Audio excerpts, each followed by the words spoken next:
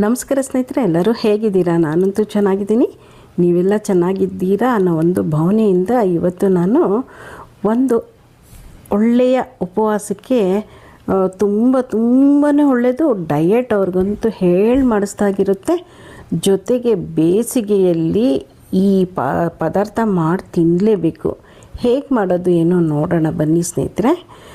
ಇವಾಗ ನಾನು ಅವಲಕ್ಕಿ ತೊಗೊಂಡಿದ್ದೀನಿ. ಇವಾಗ ಒಂದು ಸ್ವಲ್ಪ ಮಟ್ಟಿಗೆ ಮಾಡಿ ನಾನು ತೋರಿಸ್ತೀನಿ. ಒನ್ ಟೈಮ್ಗಾಗೋಷ್ಟು ಅವಲಕ್ಕಿ ನಾನು ಒಂದು ಕಪ್ಪಷ್ಟು ತೊಗೊಂಡಿದ್ದೀನಿ. ಇದನ್ನು ಚೆನ್ನಾಗಿ ಒಂದು 2-3 ಬಾರಿ ತೊಳ್ಕೊಂಡು ಬರ್ತೀನಿ.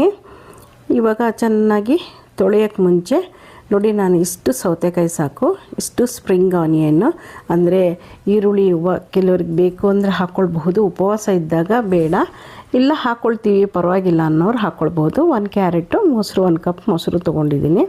ಅವಲಕ್ಕಿ ನೋಡಿ ಚೆನ್ನಾಗಿ ನಾನು ತೊಳೆದು ಅಂದರೆ ಇವಾಗಷ್ಟೇ ತೊಳೆದಿರೋದಲ್ವ, ಸ್ವಲ್ಪ ಮಟ್ಟಿಗೆ ನೆನೆಸ್ಕೊಂಡ್ರೆ ಚೆನ್ನಾಗಿರುತ್ತೆ. ನಾನು ತಕ್ಷಣಕ್ಕೆ ವಿಡಿಯೋ ಮಾಡಲಿಕ್ಕೋಸ್ಕರ ಹಾಗೆ ತೊಳ್ಕೊಂಡು ತೊಗೊಂಡು ಬಂದಿದ್ದೀನಿ.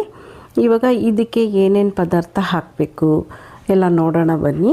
ನಿಮಗೆ ಉಪವಾಸ ಇರೋರಾದರೆ ಈರುಳ್ಳಿ ಸ್ಕಿಪ್ ಮಾಡ್ಕೊಳ್ಬಹುದು, ಇಲ್ಲ ಪರವಾಗಿಲ್ಲ ಅಂದರೆ ಇನ್ನೂ ಹೆಚ್ಚಿಗೆ ಬೇಕಾದರೂ ಹಾಕ್ಕೊಳ್ಬಹುದು. ಇವಾಗ ಮೊದಲಿಗೆ ನಾನು ಒಂದು ಸ್ವಲ್ಪ ರುಚಿಗೆ ತಕ್ಕಷ್ಟು ಉಪ್ಪನ್ನು ಸೇರಿಸ್ಕೊಳ್ತೀನಿ ಸ್ನೇಹಿತರೆ. ರುಚಿ ನಿಮ್ಮ ಅನುಸಾರವಾಗಿ.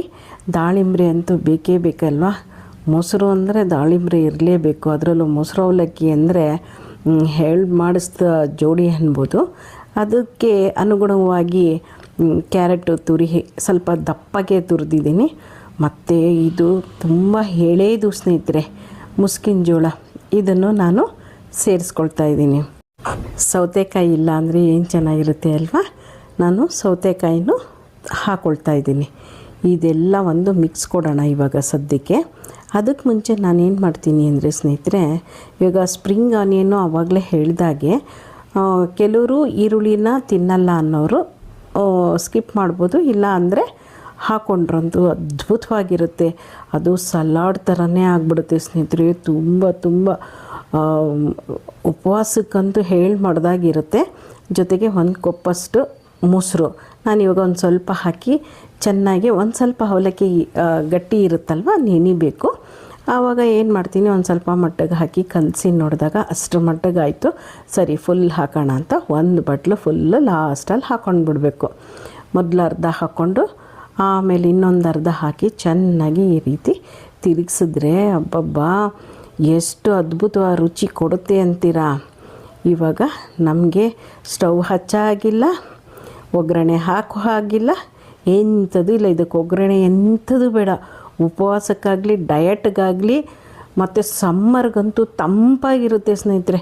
ಎಣ್ಣೆ ಬೆಣ್ಣೆ ಎಂಥದ್ದು ಬೇಡ ಸ್ನೇಹಿತರೆ. ಆ ರೀತಿ ಮಾಡುವಂತಹ ಇಂತಹ ಮೊಸರು ಅವಲಕ್ಕಿನ ದಯವಿಟ್ಟು ನಿಮ್ಮ ಮನೆಯಲ್ಲಿ ಮಾಡಿ ಹೇಗಿತ್ತು ಅಂತ ನನಗೆ ಕಮೆಂಟ್ಸ್ ಮೂಲಕ ತಿಳಿಸಿ. ಯಾರೆಲ್ಲ ಸಬ್ಸ್ಕ್ರೈಬ್ ಆಗಿಲ್ವ ದಯವಿಟ್ಟು ಸಬ್ಸ್ಕ್ರೈಬ್ ಆಗಿ ಅಂತ ಈ ಮೂಲಕ ಕೇಳ್ಕೊಳ್ತಾ ಇದ್ದೀನಿ. ಪ್ಲೀಸ್ ಸ್ನೇಹಿತರೆ, ಯಾರಿಗಾದರೂ ಈ ರೀತಿ ವಿಡಿಯೋ ಇಷ್ಟ ಆಯಿತು ನಿಮಗೆ ಅಂದರೆ ಬೇರೆಯವ್ರಿಗೂ ಶೇರ್ ಮಾಡಿ.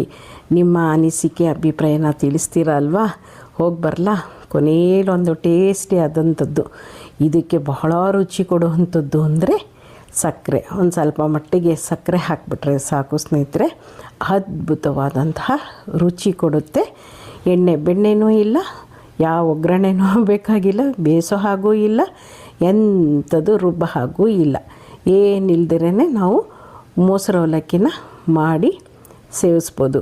ಶಿವರಾತ್ರಿಗಾನ ಆಗಲಿ, ಬೇರೆ ಟೈಮಲ್ಲಿ ಉಪವಾಸಕ್ಕನಾಗಲಿ ಈ ರೀತಿ ಮಾಡಿ, ಡಯಟ್ಗಾದರೂ ಸರಿಯೇ ಈ ರೀತಿ ಒಂದು ಒಳ್ಳೆ ಪದಾರ್ಥ ಮಾಡಿ ಸೇವಿಸಿ.